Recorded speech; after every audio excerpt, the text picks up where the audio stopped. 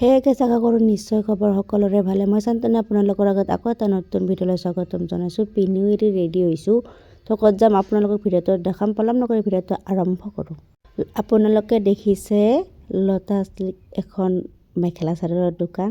তো আহিলোঁ, বলক ভিতৰলৈ গৈ থাকোঁ। ৰাতিপুৱাৰ ভাগত এইদৰে আমাৰ দোকানত পূজা হৈ গৈছেহি আৰু আবেলিৰ ভাগত দেখিছে চাকি বন্তি জ্বলাই এইদৰে আমি ৰেডি হৈছোঁ। এয়া আংগুলতা বা আৰু তেখেতৰ জন্ম মাতৃৰ দ্বাৰা দোকানখন উদ্বোধনী কৰাব। তো আহকচোন আংগুলতা বায়ে কি কৈছে অলপ শুনো। মই যিহেতু এখন বস্ত্ৰ বিপণী বেলতলা চাৰিআলিত মুকলি কৰিছিলোঁ নেম্বা ফেশ্বন বুলি। বিশেষ কাৰণবশতঃ মই সেই স্থানটো কিছু এই ঠাইলৈ আনি, অৰ্থাৎ আমাৰ চাৰ্ভে বাস্তৱত একদম ফ্ৰণ্টত বেলতলাত ইয়াতে আনিবলগীয়া হ'ল।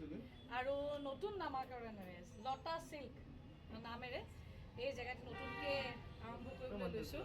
সকলোৰে আশীষ বিচাৰিছোঁ আৰু জীৱনত বহুতখিনি বিশিষ্ট ব্যক্তিসকলক লগ পাইছিলোঁ বিভিন্ন সময়ত, আৰু বহুত সময়ত নিজেও উদ্বোধক হিচাপে উপস্থিত আছিলে আৰু বহু লোকক কেতিয়াবা মোৰ অনুষ্ঠানত উদ্বোধক হিচাপে নিমন্ত্ৰণ জনাইছিলোঁ, সান্নিধ্যও পাইছিলোঁ।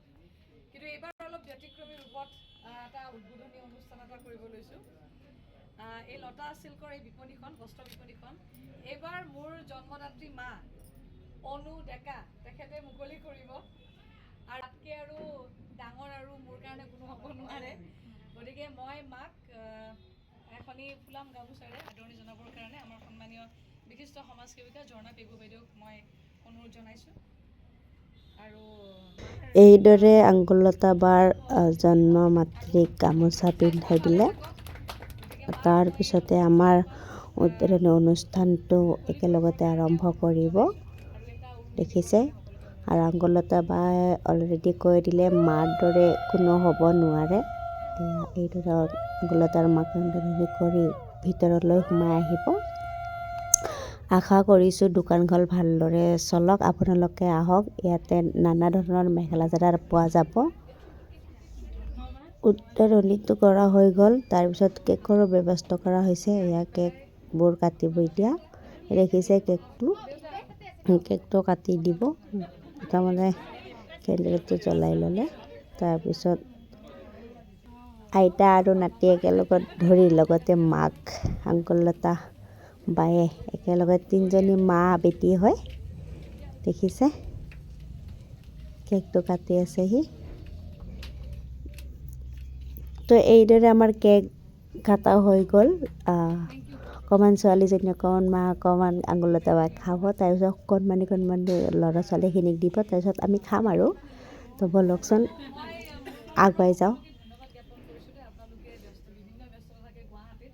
কেকটো কাটা হৈ গ'ল আৰু আনফালে আমাৰ এইদৰে খোৱা লোৱাৰো ব্যৱস্থা কৰা হৈছে। মানুহবোৰ আহি আছে, খাই আছে আৰু দি আছে। ৰ'ব দোকানখন আপোনালোকক দেখাই নাই, আহকচোন দোকানখন একবাৰ দেখাই লওঁ।